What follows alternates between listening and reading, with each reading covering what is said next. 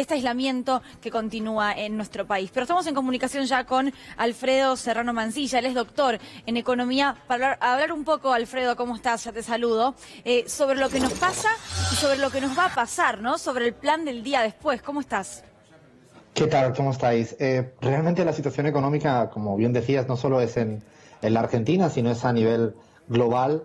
La economía real está sufriendo un buen golpe, un buen shock, y además nos debe hacer pensar a cómo estábamos pensando la economía antes de la pandemia, quizás obsesionados por muchas variables del mundo de la economía financiarizado, de la timba financiera. Hace mucho tiempo que no veo tanto en televisión, por ejemplo, el tema del riesgo país o la prima de riesgo, como se llama en Europa. Afortunadamente nos estamos preocupando por otras variables que se tienen que ir reciclando, reoxigenando la economía, donde el Estado no le queda otra que tener un rol protagónico por justicia y por eficiencia, que yo creo que además en este caso van de la mano. Me parece que los mitos neoliberales se desmontaron, se cayeron todos porque incluso hoy en día el sector privado toca las puertas del Estado para tener ayudas, fundamentalmente, insisto, porque no tiene otra cabida en el mundo mundial, y puede uno observar España, puede observar Alemania, puede observar cualquier país latinoamericano que sin Estado protagónico en la economía real,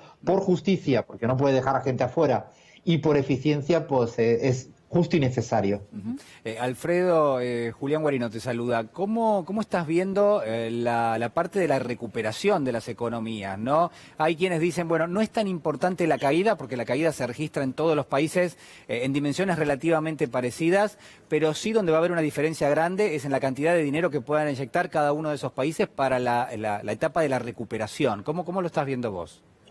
Creo que es fundamental, no es lo mismo los países llamados de los países centrales, lo que le ocurre a Estados Unidos o a la Unión Europea, que acaba ahora de aprobar un gran acuerdo para inyectar una cantidad de euros inimaginable hasta hace pocos días, o lo mismo viene haciendo la Reserva Federal permanentemente, no es de ahora, sino de hace mucho tiempo, y su moneda tiene importancia, por lo tanto puede imprimir y tiene un significante completamente distinto a otras economías más periféricas, donde la moneda tiene una repercusión local, pero no le sirve la moneda para hacer política exterior o para afrontar situaciones de importación, para tener mayor capacidad de reservas. Esto hace que repensarse la economía desde América Latina, incluso hemos hecho hace poco un estudio en la región, desde CELAC, que observamos cómo ha habido una devaluación prácticamente generalizada en la mayoría de economías latinoamericanas, desde México, Brasil, Chile, la Argentina. Esto hace que tengamos que diferenciarnos muy bien de cómo llevar a cabo políticas económicas expansivas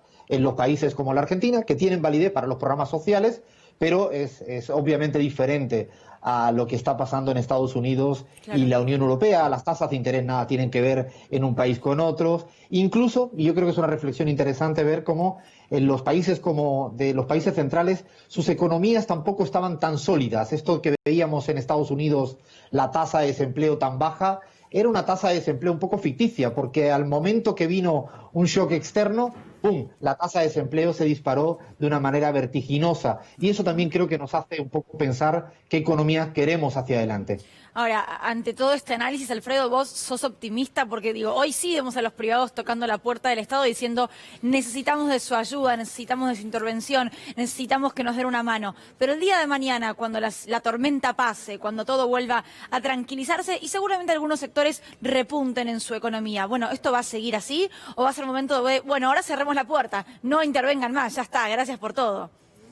Es la pregunta del millón, y además llevas toda la razón, porque parece haber un acuerdo en la contingencia en la que vivimos de que el Estado es necesario. La pregunta que todavía no está resuelta es ¿para qué es necesario? Claro. Es decir, que inyecte plata está bien. Todo el mundo parece que hoy en día pide eso, desde el ala derecha europea hasta el ala izquierda latinoamericana. Ahora bien, la siguiente cuestión, y es para aprender de los errores del 2008. Se inyectó tanto dinero en el mundo en el año 2008, pero tanto dinero que uno no puede ni imaginar la cantidad de euros y dólares que se inyectó. Y la pregunta era, ¿hacia dónde fue? Eso que aquí a veces he escuchado tanto de la ruta del dinero, la ruta de ese dinero es la que hay que estudiar. ¿Hacia dónde fue ese dinero? Para evitar caer hoy en día en errores del pasado y lo que se haga de darle a la maquinita, ya sea en Estados Unidos o en la Argentina, porque hay un acuerdo que hay que darle, porque no va a haber una inflación generalizada como consecuencia de mayor expansión monetaria en un momento donde la demanda está a la baja. La pregunta es hacia dónde va, y yo creo que eso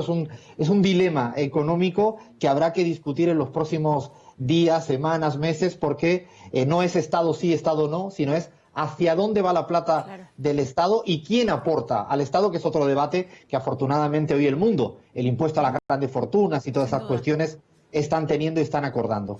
Alfredo, muchísimas gracias por tu tiempo y por ser claro, además, ¿no?, en la explicación de la economía, claro, algo que siempre le agradezco a mi compañero Julián Guarino, además, ¿no?, que es especialista en el tema. Digo, los que explican la economía de manera clara, Alfredo, a los que somos ignorantes en el tema, es lo más. Se lo agradezco mucho, Alfredo. Muchas gracias a vosotros, como siempre.